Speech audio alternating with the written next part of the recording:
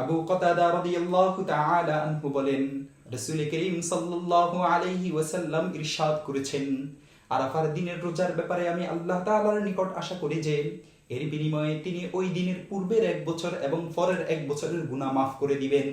সহিহ মুসলিম 1 নং খণ্ড 367 নং পৃষ্ঠা। হাদিসটিতে আরাফার বাইরে অবস্থানকারী বা আরাফায় অবস্থানকারী কাউকে সুনির্দিষ্টভাবে উল্লেখ করা হয়নি। অতএব যারা হজে যাননি শুধু তাদের জন্য এই হাদিস প্রযোজ্য এমনটি নয়, সকলের জন্যই এই হাদিসের উপর আমল করার সুযোগ রয়েছে। তবে যারা হজে আছেন তাদের যেহেতু এই দিন আরাফায় লম্বা সময় দোয়া ও মুনাজাতে ব্যস্ত থাকতে হয় এবং এর পরবর্তী দিনগুলোতেও হজের অনেক গুরুত্বপূর্ণ আমল আদায় করতে হয় যেগুলো বেশ কষ্টসাধ্য, তাই হাজিদের জন্য বিশেষ হুকুম হলো রোজা রাখার কারণে দুর্বল হওয়ার আশঙ্কা থাকলে তারা রোজা রাখবে না। এমন লোকদের জন্য রোজা রাখা মাকরুহ, কেননা এই দিনের রোজার চেয়ে হজের আমলগুলো যথাযথভাবে আদায় করা অনেক বেশি গুরুত্বপূর্ণ। উম্মতকে এই মাসআলা শিক্ষা দেওয়ার জন্য স্বয়ং নবী করিম সাল্লাল্লাহু আলাইহি ওয়াসাল্লাম হজে আরাফায় রোজা রাখেননি। খোলাফায়ে রাশিদিন সহ অনেক সাহাবী আরাফায় অবস্থানকালে রোজা রাখেননি।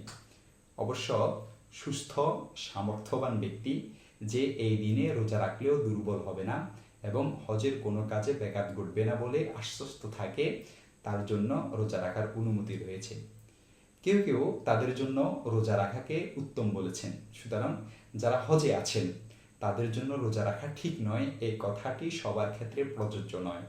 উম্মুল মুমিনিন আয়েশা সিদ্দিকা রাদিয়াল্লাহু তাআলা আনহা, উসমান ইবনে আবুল আস রাদিয়াল্লাহু তাআলা আনহু, আব্দুল্লাহ ইবনে জুবাইর রাদিয়াল্লাহু তাআলা আনহু এবং আতা রাহমাতুল্লাহি আলাইহি প্রমুখ সাহাবী তাবেঈ থেকে এই দিনে আরাফায় অবস্থানকালে রোজা রাখার প্রমাণ রয়েছে এবং তাদের থেকে এটিও স্পষ্টভাবে বর্ণিত হয়েছে যে শরীর দুর্বল হওয়ার আশঙ্কা না থাকলে এই দিনে রোজা রাখতে কোনো অসুবিধা নেই।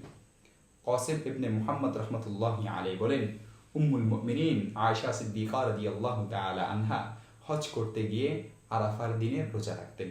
দেখতে পারেন মুয়াত্তা মালিক 146 নং পৃষ্ঠা, আল ইস্তিসকা 3 নং খণ্ড 536 নং পৃষ্ঠা দেখতে পারেন। আব্দুর রহমান ইবনে আবু বকর আরাফার দিনে আয়েশা সিদ্দিকা রাদিয়াল্লাহু তাআলা আনহার নিকট গেলেন, তখন আয়েশা রাদিয়াল্লাহু তাআলা আনহা রোজা ছিলেন।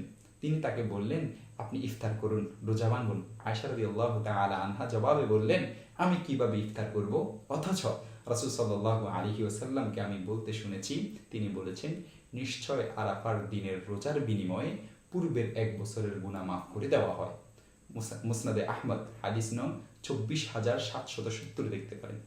ইবনে জুরাইজ বলেন, আমি আতা রাহমাতুল্লাহি আলাইহিকে জিজ্ঞাসা করলাম, আপনি কি হজের সময় আরাফার দিনে রোজা রাখেন? তিনি বললেন, আমি শীতকালে রোজা রাখি, গ্রীষ্মকালে এই দিনে রোজা রাখি না। দেখতে পারেন মুসান্নিফে আব্দুর রাজ্জাক হাদিস নং 7822। হাফিজ ইবনে আব্দুল বার রাহমাতুল্লাহি আলাইহি বলেন, গ্রীষ্মকালে তিনি এজন্য রোজা রাখতেন না যে এই দিনে যেন দোয়া ও হজের অন্যান্য আমল আদায়ে তিনি দুর্বল না হন। দেখতে পারেন আল ইস্তিসকা। কতাদা রাহমাতুল্লাহি আলাইহি বলেন, আরাফার দিনে দোয়া ও অন্যান্য আমল আদায়ে যদি সমস্যা না হয় তবে এই দিনে রোজা রাখতে অসুবিধা নেই। দেখতে পারেন মাবসুদ সারাখসি 3 নং খণ্ড 81 নং পৃষ্ঠা, বাদায়ে সনাই 2 নং খণ্ড 218 নং পৃষ্ঠা, আল মুহিতুল বুরহানি 3 নং খণ্ড 362 নং পৃষ্ঠা, রদ্দুল মুহতার 2 নং খণ্ড 375 নং পৃষ্ঠা, ইমদাদুল ফাতাওয়া 2 নং খণ্ড 100 নং পৃষ্ঠা।